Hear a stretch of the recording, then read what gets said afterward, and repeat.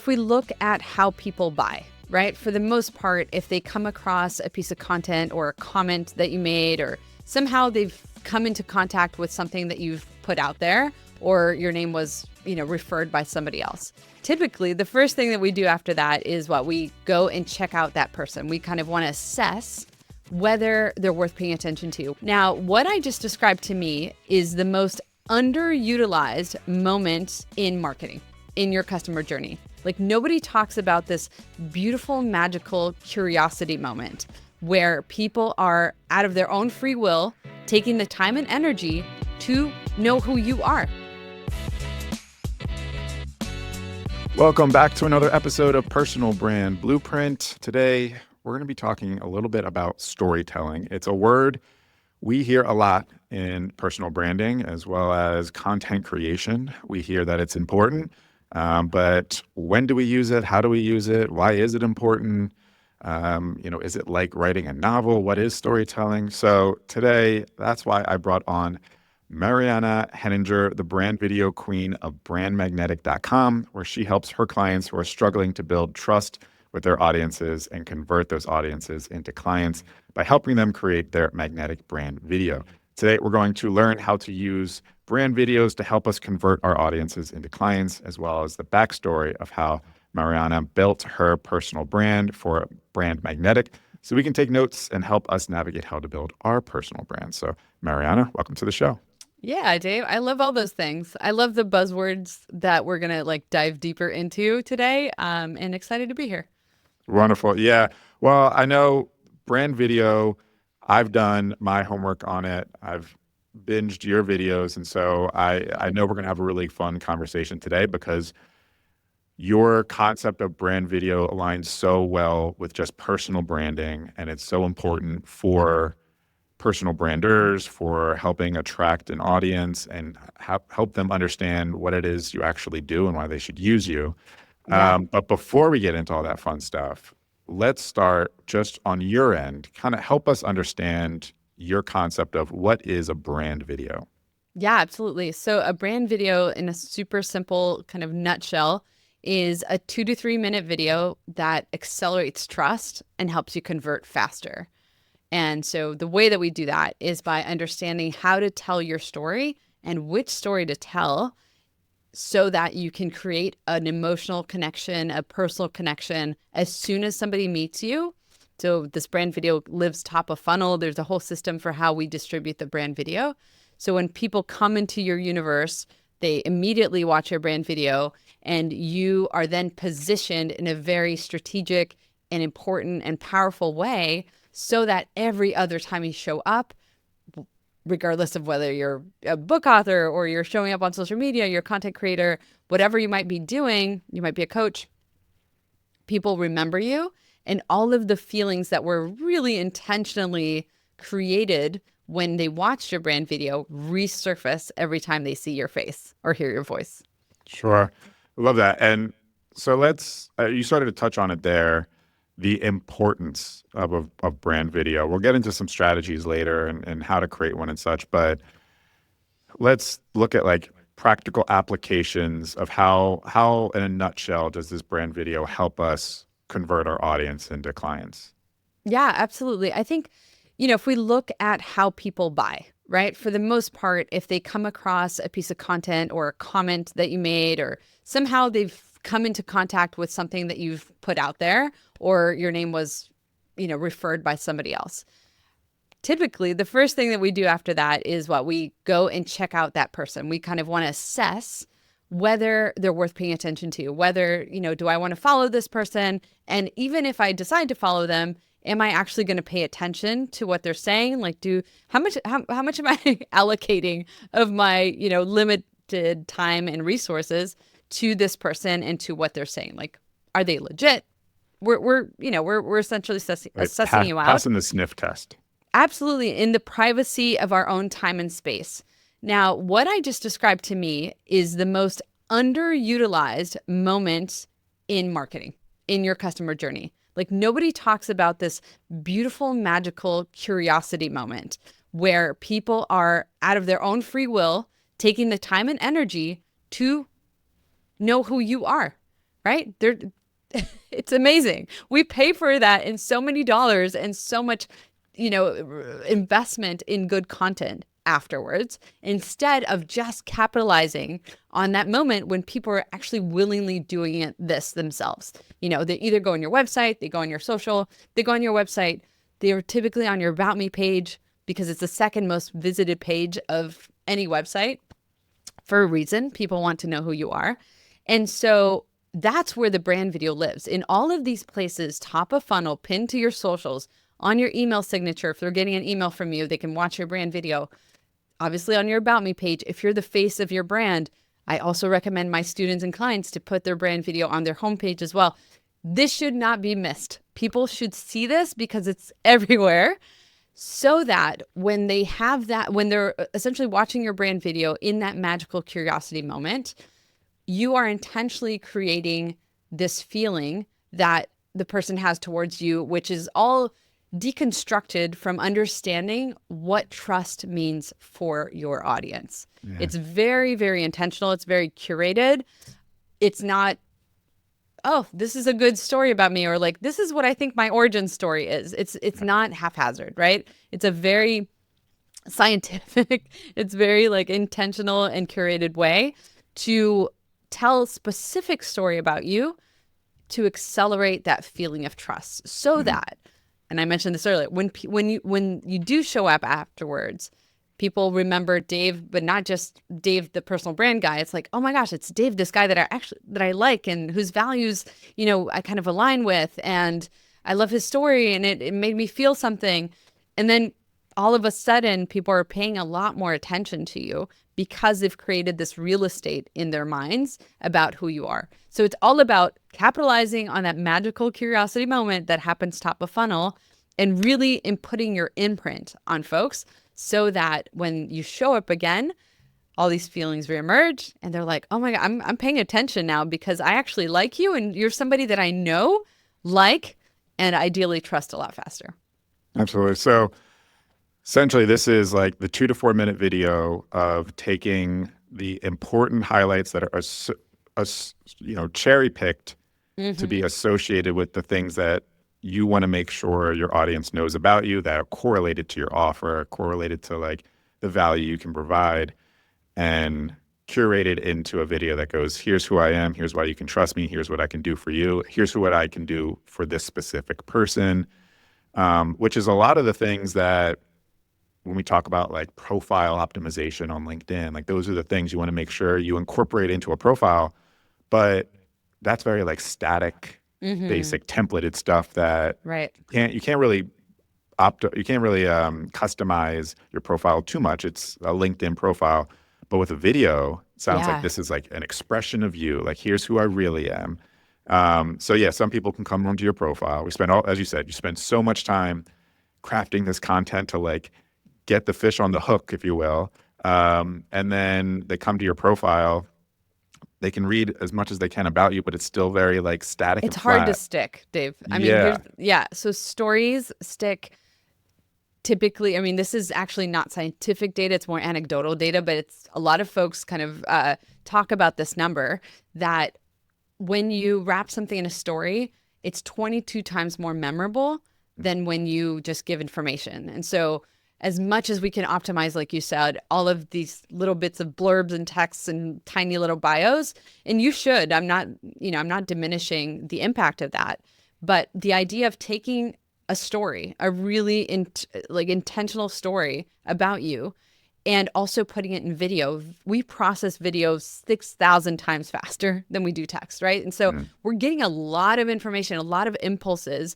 There's all sorts of like neuroscience things that I love to geek out on in terms of neural coupling. So the idea that my brainwave when I tell a story, your brainwave when you listen to my story is actually going to match my brainwave. So the idea that I can fabricate, or I can, essentially create specific brainwaves as you're listening to my story, as you're experiencing my story. The other really awesome concept that I like to incorporate and that I teach is about narrative transportation, which is when you tell such a good story that people forget you're telling, that you're even in marketing, right? That you're even doing this with a very important intention at the end of it. But I would like to just point out one thing before we keep going forward is that you mentioned in the brand video, you kind of mentioned your offers and stuff. So when I teach the brand video, I actually intentionally don't talk about your offers. I very intentionally, there's no call to action. It really should feel like we just had a really intimate, wonderful coffee chat and we got to know each other as people, right? I'm not selling anything. You're not buying anything. I'm just letting you know who I am, like the essence of who I am, right? My personality, my mission, my values, they all come into the brand video, again, with the intention of driving trust. So sometimes this happens a lot with my clients or with my students where when they're kind of picking which parts of their story or which story should they tell in their brand video, a lot of times they have the tendency of looking at the story that's made the most impact on our lives, right? Or that's really signified a turning point or a big milestone in who we are. And that's not always the story that will drive trust with our audience. So it's really about, in my process, we first start with understanding your audience really deeply, then understanding yourself through their eyes. So it's not even like, who am I? Who am I, Mariana, like in my own eyes? Or like, what do I think about my personality? What are the personality traits that I like about myself? It's like, what does my audience love about me? What do they want to hear? And it's not any less authentic. It's just curated in that moment, right? I can be myself in so many other ways, in all sorts of other content and stories, but for the purposes of having that cold audience come and watch my brand video, it's very intentional about what I want to show about myself. And so I don't include your offer specifically because we're not really pointing them anywhere. We're just talking about the mission that I have, which is Get them bought into which is you, part and of who I then am. if they're bought into you, then they'll go, oh, what's behind the curtain here? When somebody's sold on you, it's so much easier to sell, right? Yeah. You almost don't have to sell. You just kind of have to tell them what you do. Right. Yeah. Well, it sounds like you really have this strong hold on exactly what a brand video should be and how it can be successful, which we'll get into. But let's first start. How have you put together this idea of a brand video? Take me back, like tell your story, your brand video story here. And like, what's day one and what are the core highlights, cherry pick moments in your life that allowed you to kind of conceptualize this concept and put it into a service? Love it. Okay. So I would actually love to encourage people, if you're listening to this and you've got your phone on you, just pause this for a quick second, come back to us right after, but go to brandmagnetic.com/Mariana, Mariana, and you can watch it. It's about 3.5 minutes, my brand video. Come back to us. And the reason I encourage people to do this is that it really comes to life, right? We can talk about video all day, but when you actually watch it, it's a whole different experience. But the short of it is that my background is in documentary filmmaking. I was a journalist for 15 years, and I have an Emmy and 2 nominations, and I specialized really in telling short stories. I traveled the world, and my thing was I didn't have a whole month to really build a relationship with the person that I was filming. It was a lot of like people or, single person based stories. And so I had to learn to build trust really fast with them. I had to get them to trust me that I was going to do their story justice and I wasn't just going to distort what they were saying or, have my own agenda or anything like that. And then the second part of it was that I had to look at their story or really very quickly understand their story and understand, okay, so of all the things that I could tell about them in this story, what is going to make the most impact? How can I'm going to have to condense the story into a very short amount of time. My longest documentary is 45 minutes, but typically they stayed way under that. How am I going to be able to identify the parts of their story that are really going to move the needle? And by move the needle, in journalism and documentary filmmaking, that means get somebody to feel something, to really empathize, to feel like, wow, I have no idea what this person's reality is, but now I do. Now I feel like, wow, now I can, really understand what they're going through and kind of see this issue in a different way.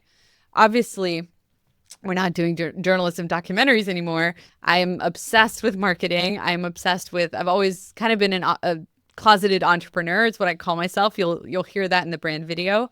You'll also see me, asking my dad to bother our neighbors to empty out our neighbor's garden shed because I had this brilliant idea of selling the ultimate low ticket membership, which is the school that I built when I was in first grade.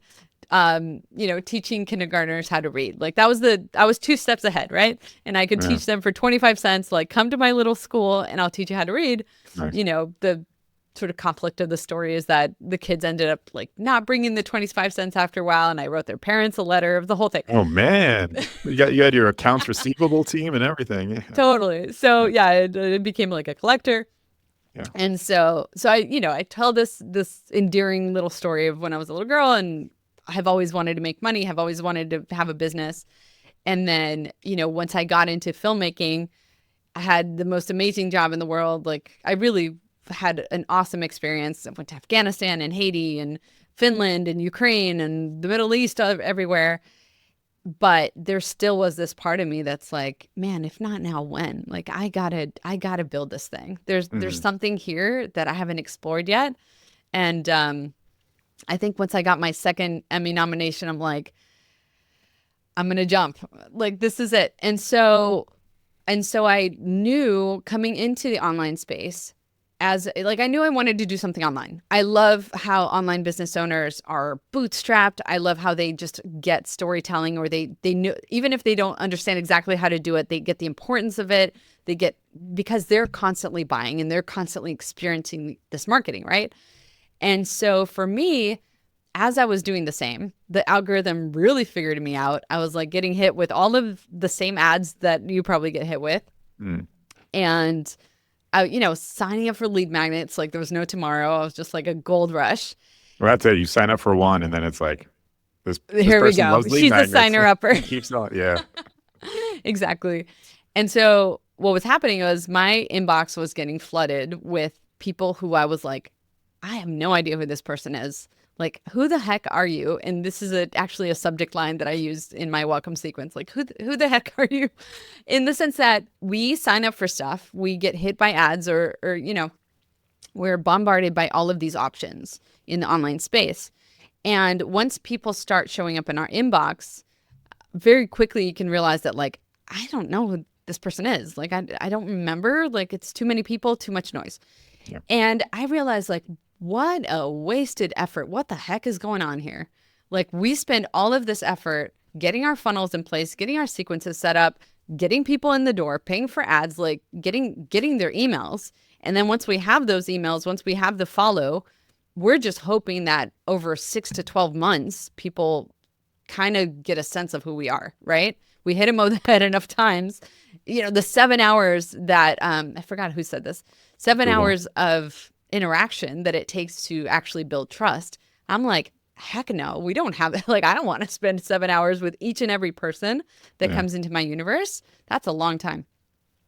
And so what I realized the missing piece was like, if I only remembered who you were and actually like had gotten to, like, in that magical curiosity moment when I signed up for your lead magnet, if there was something there or something right there that told me your story, that made you memorable, and that positioned you as somebody that I really should pay attention to and that I like, because now I've gotten to know your story and I actually kind of like what you can say about yourself, wouldn't that make a big difference, right, Dave? Like, when you meet somebody for a coffee chat on Zoom, or even, if you have a sales call, a discovery call, whatever you want to call it, how much more bond do you have, right? But that's not scalable.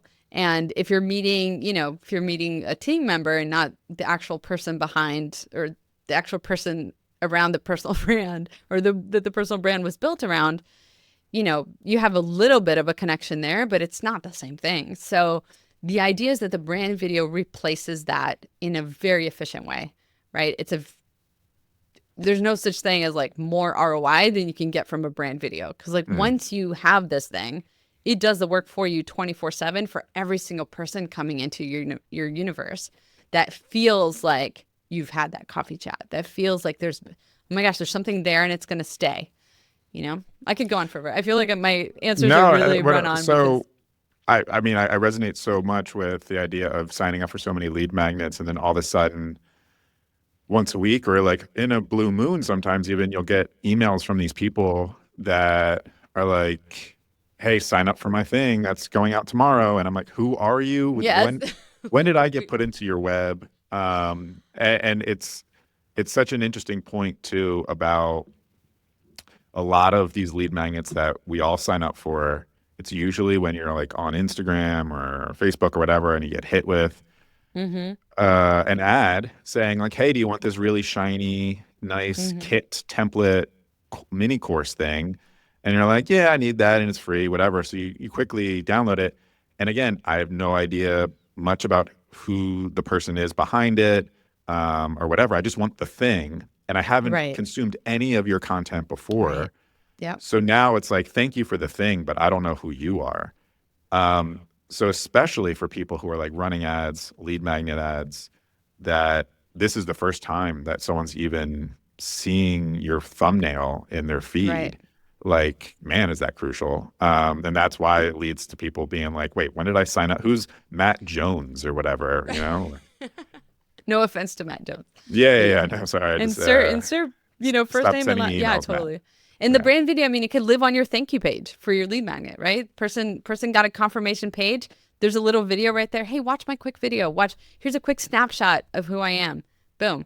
If you got a good hook, you hook them in, and there you go. That's an easy Yeah. way to like not be the random lead magnet thing they picked up. You're Now I now want to go back Dave. to when you were overseas doing these documentaries and you had only a limited time to like really Mm. establish rapport, for them to trust you, for you to find, maybe you're going in already knowing the angle or you're trying to find the angle of this person's story. What I think is interesting, maybe you can speak to it a bit more, is like sounds like you have the top of, put this into some sort of metaphor, but you have like the top of the pyramid already defined of like, this is the goal of the video. Like, this Mm-hmm. is the angle for the video. Like, that's journalism, right? Like, breaking news happens, find the angle. Like this is how we're going to Or hook the our headline. Yeah. audiences. Find that angle, and this is what we're going to drive home, and everything's going to support that angle. Um, how were you like discovering what that was, and then what tactics were you thinking about for, okay, now I need to make sure I get this type of information from this person in order to like support that angle? I think for your audience, like it might be more helpful if I do that in the context of the brand video versus documentary filmmaking. Is that okay? We're Yeah, like, yeah, yeah, how does by all that means. translate into a brand Yeah, video? yeah. Because I feel like we could really go into the weeds, and it might just be like a fun thing to hear, but it wouldn't be super practical. In fact, because when I'm working on a documentary, I'm not thinking marketing, right? I'm just thinking I want the story to be impactful, and I guess that's marketing to some extent. But it was a lot more about less. I want somebody to care. That Mhm. was kind of my mission there. And for the brand video, I want the person to feel like I care. So it's a little bit different, right? So Mhm. the brand video should actually accomplish three things. Your audience at the end of watching your brand video should feel that you get them on a very deep level. Like you are in their heads, like all of these things apply, where they feel like you really understand what drives them and what they're about and what they're going through. The second thing they should feel is that you actually care about them really wholeheartedly. I often talk about how you shouldn't ever feel like just a number on somebody's Stripe screenshot. And another email that I've sent in the past was like, I'm not your personal ATM machine. Like, I feel like that is such a thing that we are living through right now, where people are just shouting from the rooftops, like, this is how much money I'm making. Follow me or buy from me so that I can show you how. But literally, you're the number on their Stripe account, Right. right? It drives me nuts. The third thing, so none of that, the opposite of that, they should feel like you truly care about them. It's very personalized. And the third thing is that you're the expert. Now, Dave, I don't know about you, but a lot of gurus, they talk about having you show up as the expert all the time, right? It's the thing about like build authority. You should be the authority. Mm. Like, yes, expertise is important. Like, nobody works with me because they like me only. They work with me because I'm an expert as well.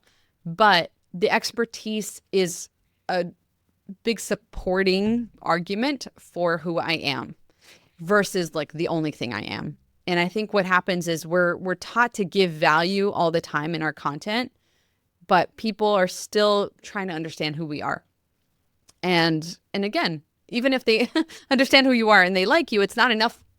You don't always buy from your friends just because you like them. You still want to Mm. work with the expert, but you want to work with the expert that you actually like, that you actually align with, that you actually want to have fun with getting to the results that you promise, getting to the thing that you really want to help them with. Like, I want to enjoy that experience. I don't just want my problem solved. And yes, I want my problem solved really fast, but I actually want to have fun and enjoy the process getting there. So Right. the expertise is just sort of the last piece of this story that you're telling, or the third most important but still present piece of your brand video.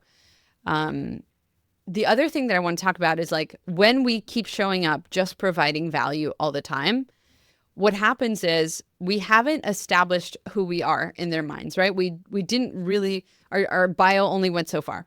And now we're hoping that they see our content. We're hoping that they open our emails. We're hoping that every single tiny interaction that we have with them or touch point is what the metaphor that I use is it's a coin in the trust jar. We're like just one coin at a time, hoping that one day that jar is going to fill up. Studies show 6 to 12 months is what it takes, 7 hours of content. And what we're doing is microdosing our audience because every single time that you show up, they're getting one tiny little piece of info about who you are. Maybe it's the context. Maybe it's your background. Maybe it's the way that you interacted with somebody. Maybe it's what you're wearing, right? It's all of these tiny little micro signals that they're having to piece together who you are. What the heck?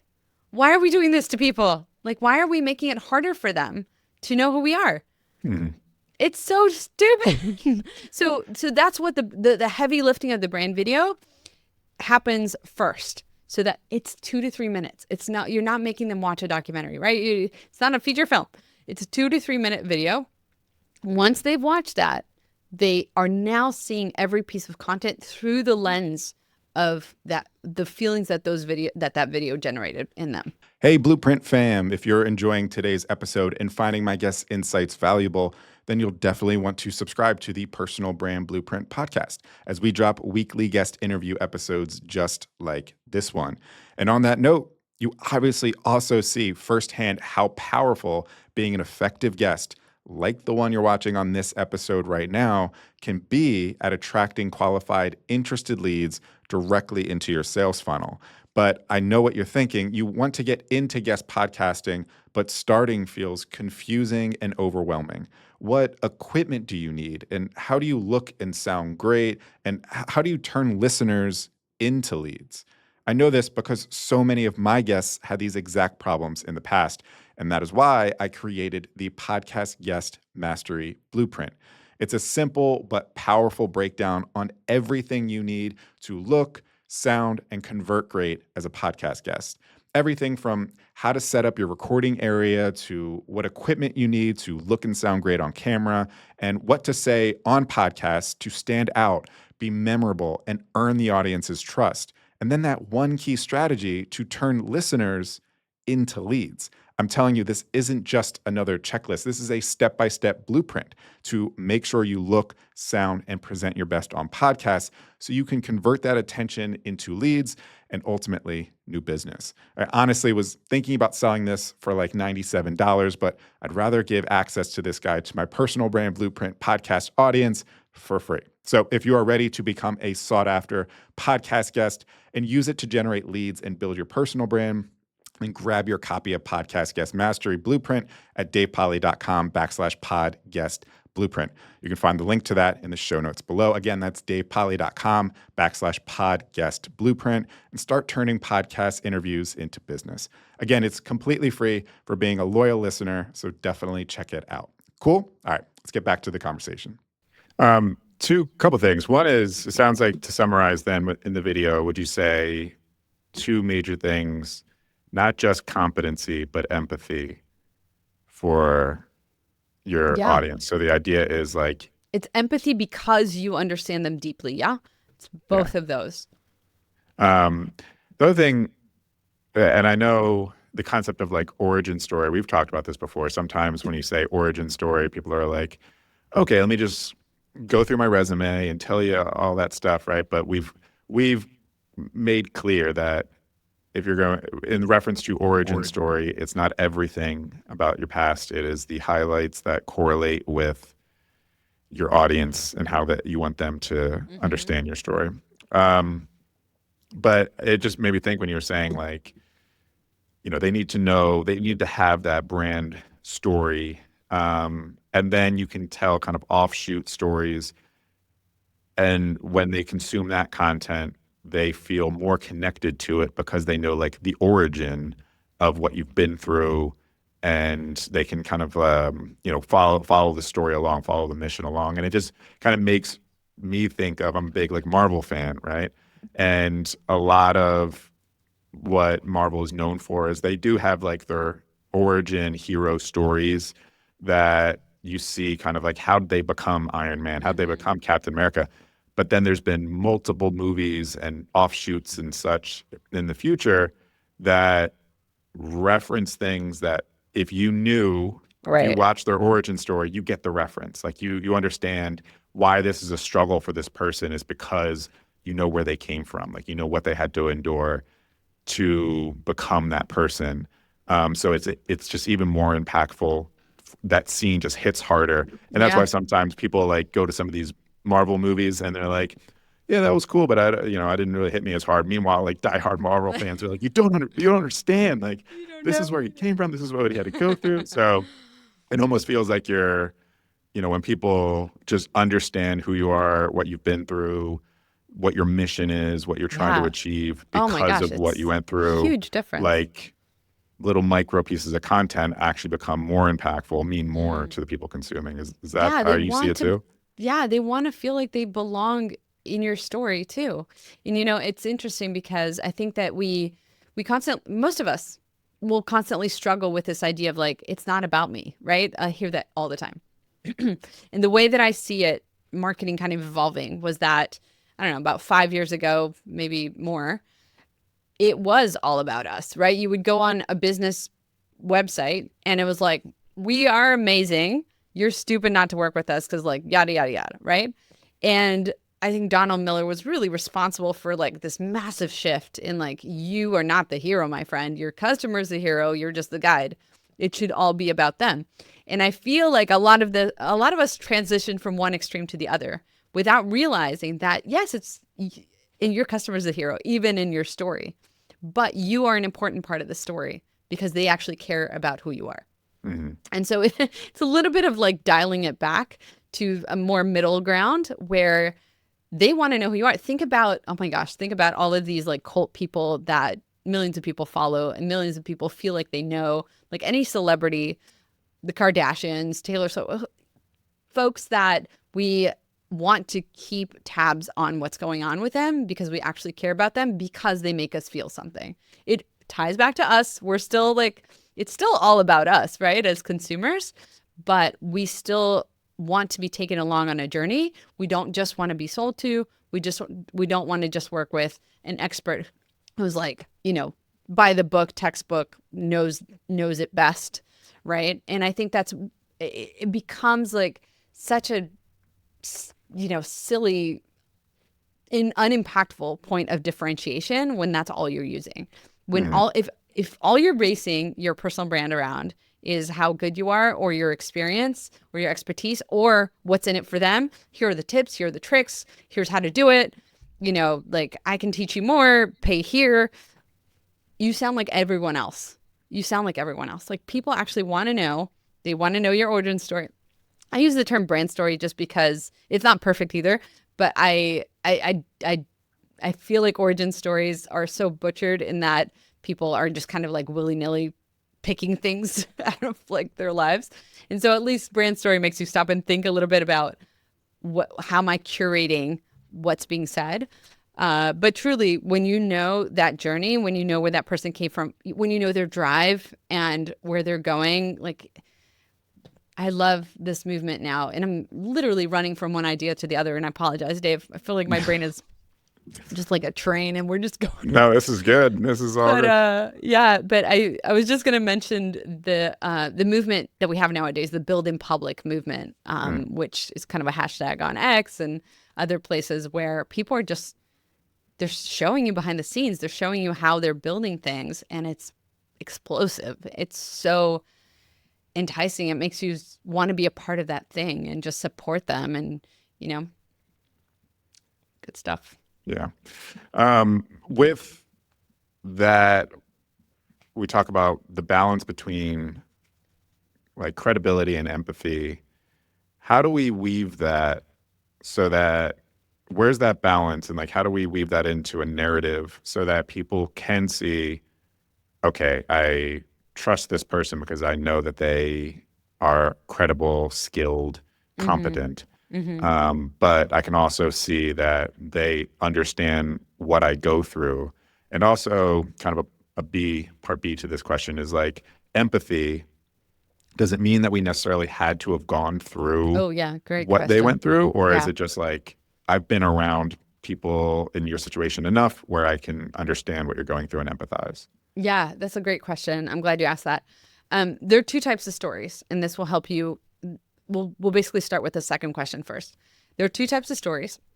One is the overcome story, and the other one is the passion story. Now, sometimes, every once in a while, a student of mine will be like, I think I have a passion story when they clearly have an overcome story. And the way that I help them through that is listen, everyone should be passionate. But if you have not gone through the thing that your audience is going through now, then you have an overcome story.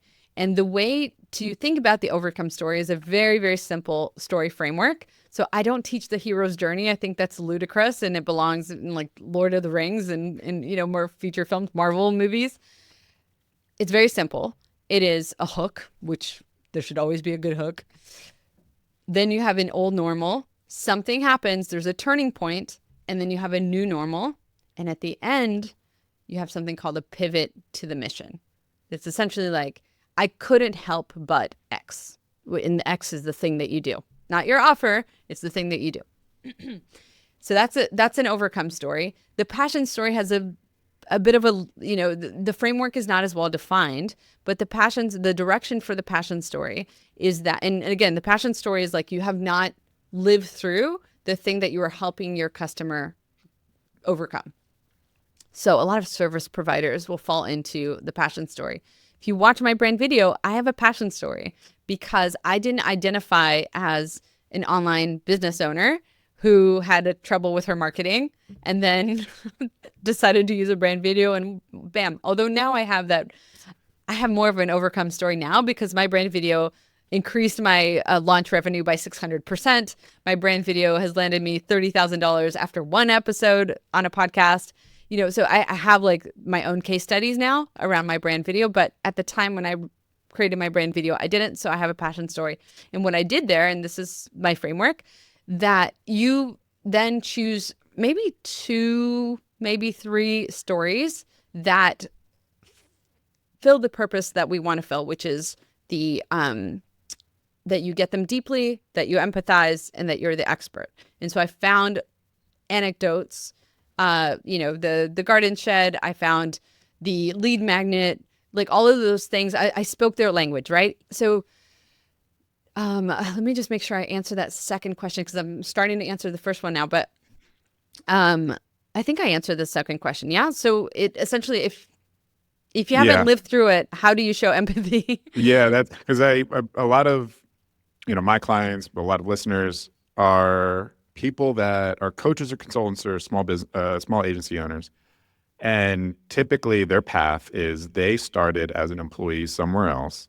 Mm. They learned the skills to be able to provide a certain service, but it was someone else that drove the sales for them. And then they were just handed a client. And then they were like, I know how to solve a problem for this client, but my interaction with this world is through you as I'm an account manager. I'm a service provider with you. Okay. But I don't have the problem myself. I just know how to solve it. Sure. And then they're like, well, since I know how to solve it, maybe, the pandemic happens and they get fired. And they're like, well, let's just start my own thing. Right. So their story isn't that they lived what their client went through, but they know how to solve the problem for their client. So it's for them, it's like, all right, well, you didn't have to go through that struggle, but I know exactly what you need still and all that kind of stuff. So like, how do they come with the information needed for empathy there? Right. So it's a lot about understanding what that is, like in a very deep way. If they're good at what they do, if they're good at marketing, then they're already doing this. That's the first step of the process. And the framework is knowing your audience really deeply. The second one that I mentioned before is knowing yourself really deeply through their eyes. So the question that you're asking your audience is, why did you choose me specifically? Now, that might be a kind of an awkward question to ask them directly.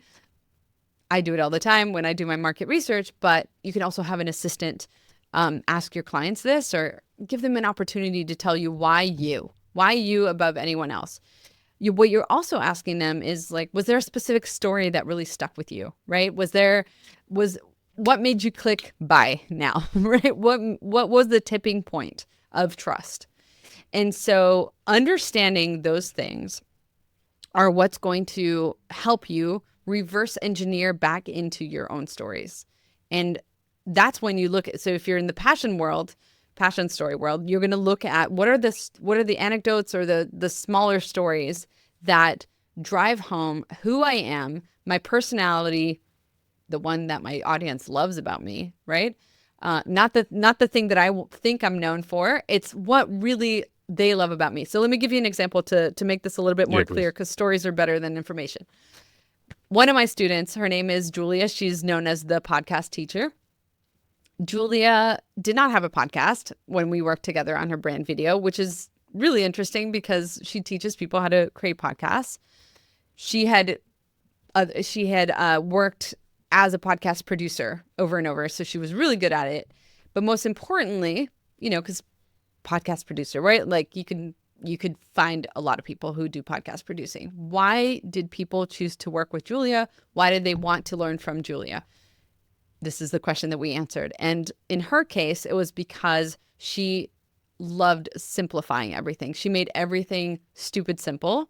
She has a really soft, loving demeanor about her. She used to be an elementary school teacher. Wow, that fits. She also loves systems and order, right? So all of these things we identified in the process of working together. Now, how the heck do you illustrate those things? So we knew we wanted to find the stories that sort of pushed those feelings forward or brought that part of her personality to the forefront. That's what you're looking for in the passion story. So in her case, it was funny because the sort of starting point of her story didn't come until like maybe a month after we started working together. Sometimes it takes a little while. Like this is deep work. This is not something that you can like put together in an afternoon. It's not a reel that is also going to disappear 24 hours from now. Like this, we need to spend time doing this because it's deep work.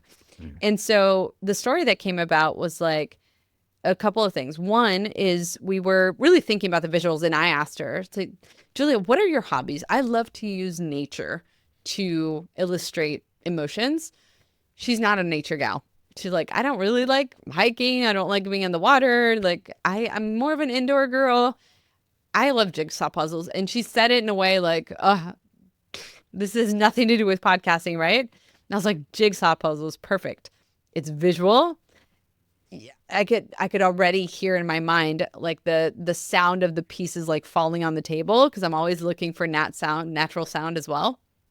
Natural sound brings people into your story, so always be on the lookout for that. Jigsaw, what the heck is a jigsaw puzzle besides there's a million pieces that make no sense. And it's very confusing, very complicated. And yet when you follow a simple process, you can create a beautiful picture, right? There's the end result is amazing compared to the chaos that you had beforehand. And so here we go. We have like one nice little way to illustrate this, going from chaos and overwhelm to like a clear roadmap and simplicity and an awesome product at the end. The other thing that she said that this one came about a month later was she was like, oh, Mariana, I was thinking about this. And when I was a little girl, I used to put my markers in rainbow order. Is that something? I was like, heck yes, girl. Like, that's amazing. Like, first of all, it's very relatable, which is nice too. Like when you find these little stories of like, I used to do that too. Right. But it's also, once again, you have chaos. And here she was as a little girl already, like finding ways to make things beautiful and orderly and organized. So it's finding those stories, those beautiful, colorful, emotional stories that will make us see without a shadow of a doubt that like, oh my gosh, like now I feel who Julia is. Like I understand her personality. We're creating feelings of trust, right? And sometimes that's endearment. Sometimes that's just like, how cool. Like I'm fascinated by you. You're obviously obsessed with this. Like you love what you're doing. Like that passion is coming through. And so hopefully that answers your question. So obviously we then interweaved a little bit of her expertise. Like she had done this before and like her client, we mentioned her clients like very, very gently. It's not a marketing video. So we tread lightly on the case studies and testimonials. And so ultimately you watch her brand video and you're like, I love this girl. Like she obviously is a rock star at what she does, but on top of that, she makes me feel comfortable because she's got me. She understands what I'm going through. And then, one last thing, Dave. I feel like my answers are really long-winded today. So I apologize. That was good content. The last thing I was going to say is like, how do you show that you get them? Which is a question that you asked, right? If you haven't lived through it, how do you show that you get them? You use their language. Like shocker, right? In good marketing, in your copy, you should use the words that they're saying. So when you know your audience deeply, you also know exactly how they're describing things on a very try to find the visceral, like the guttural thing. Like what is making them literally cry at night? What is the deepest gut thing that's happening to them right now? Whether it's a problem or a desire, it's a fear or they're moving towards something or away from something.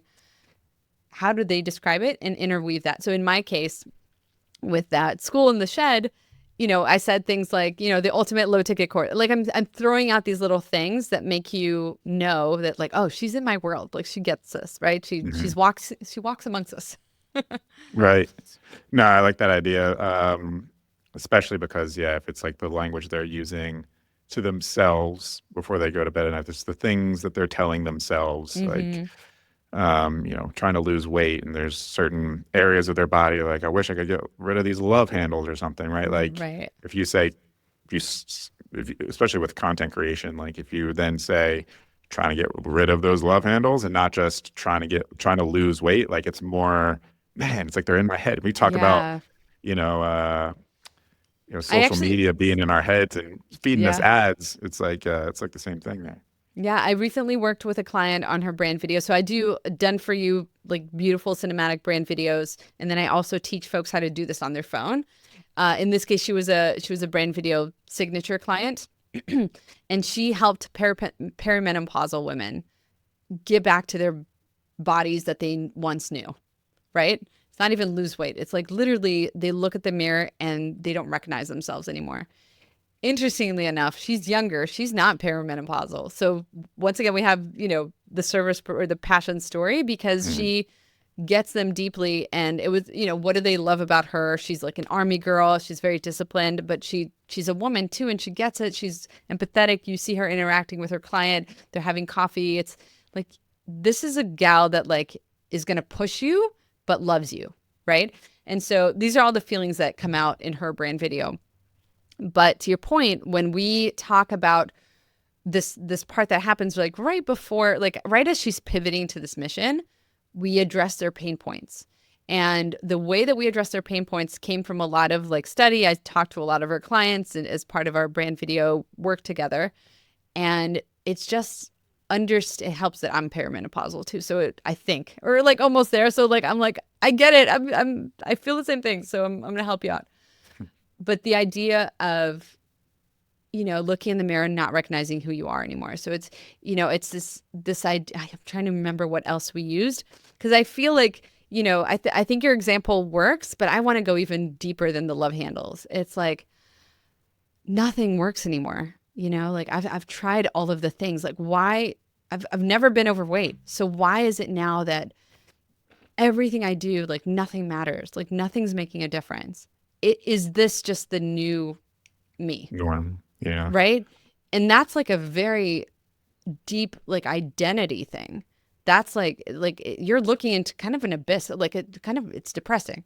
Right.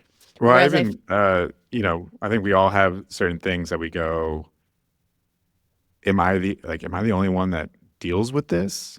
You know what I mean? right. Like we think like, oh, we're dealing with this issue and no one like may talk about it publicly or something. So you kind of just look around like, I guess there's no solution for it, or I guess Yeah. I'm the only one who is You're going through hopeless. this, or maybe I'm too embarrassed to talk about it. But then someone who comes along and says like, I See either you. they've been through it themselves and they go, Mm-hmm. you're not the only one, or trust me, there's a whole other group of people that go through this that I work with. Like you're not the only one. It's like relieving to know, Yes. oh my gosh, there's actually other people out there, and then there's on top of that actually a solution out there that there, or at least there's someone that like is well Mm-hmm. equipped enough to maybe have a solution out there. Mm-hmm. It's like it's a weight off your back to know that like That's yeah, such a great point, Dave. That's actually, yeah, thank you for bringing that up because I feel like I haven't talked about that in a long time. And it's a really important result of the brand video too. It's relief. It's hope. And thank you. That's actually something I used to talk about like a year ago and I totally forgot okay, about that. That's really so important. The yeah, idea that after watching this or after getting to know this person, you're like, wow, I found them. Like I here they found my are, person. you Yeah, know? yeah, Thank you. yeah. Yeah, sometimes, and I think it's tough because a lot of people, when they get into personal branding, content creation, they talk about, they hear, oh, you want to publish personal content, that you want to let people into your life, and people get weary of that and scared of that because it can be scary to Mm-hmm. be vulnerable in content and let people know, but you don't need to be you don't need to give away everything. As we said, like it's the things that support, that will help your audience know that you can empathize with their situation, and it's Mm-hmm. important that you're honest about those things so Mm-hmm. that they can be attracted and and trust you, because they know the things that they're scared to talk about and you're openly talking about allows Mm-hmm. them to be like, okay, they're opening a door for me that I had like shut very Yeah. hard and it was causing me pain and suffering, but they're like opening this door. So let me walk through. Awesome. Let's put a bow on it there. I think there's so much more we could talk about that we'll have to come back for a part two on. But what I like to do at the end is kind of what's one thing that you want the audience to walk away with, kind of the exclamation mark statement that if they could just take one thing home with them today, what would that be? I think the most important thing that I want people to think about is how are they making the most of that beautiful, magical curiosity moment? That moment when people come into your universe, like you win, my friend. Like you did the thing. You got in front of them and you made them intrigued and curious about you. How are you meeting them? What do you have that's actually going to make you memorable and ultimately, ideally, undeniable? How are you positioning yourself in that tiny sliver of a magical moment where they are coming to you? And if you're not doing a good job of that, I'm going to segue into my resource for you. There it is. Go Like, right I into will it. help you with this cheat sheet. So, I have a cheat sheet. It's called the Ultimate Cheat Sheet for Brand Story That Converts. It's essentially my framework. And it is a starting point. It's not it's not the whole thing, but it is a starting point to help you start thinking about all these things that we talked about today, which are, how do I get to know my audience so deeply, better than they know themselves? What are the things that they love about me? So knowing it's what makes me special, but through their eyes, which not a whole lot of people talk about. I wish they talked more about that. And then the third part of my framework is like, what is the intersection of that? How am I looking for the stories? There's an exercise called story banking. How am I looking for the stories that are going to speak to those things? So yeah, you can grab that cheat sheet at brandmagnetic.com/cheat sheet. Love it. We'll link that in the show notes below. So go check that out right now. Mariana, Can thank you I, so much. so sorry, Yeah. before you wrap it up, Oh, can yeah. I also, if you're on Instagram, that's where I mostly hang out. I'm also on LinkedIn, but at Brand Magnetic. And I would love it. So I usually invite folks after I'm on a podcast to just send me a quick DM, like send me a quick voice note. I love hearing from you. If you have any questions, or if something stuck with you, like let me know. I love to open up the conversation there. I'm super accessible and available. I don't have an assistant answering messages. You can connect with me directly at Brand Magnetic. Love it. Yeah. What was the one takeaway you had from this show? Go DM her and start a good conversation with Mariana. So Mariana, thank you so much for being on today's episode. This was wonderful. Yay, thanks, Dave. Today, we learned about my guest's origin story, unique methods, and credibility. If you want to see me break down how today's guest can use those tools within the personal brand blueprint strategy to attract, convince, and convert new qualified leads so you can do the same for your business, then check out this episode here. Or if you want to continue to hear more incredible personal branding origin stories and learn more valuable personal branding skills from my awesome guests, then check out the full playlist of interviews here.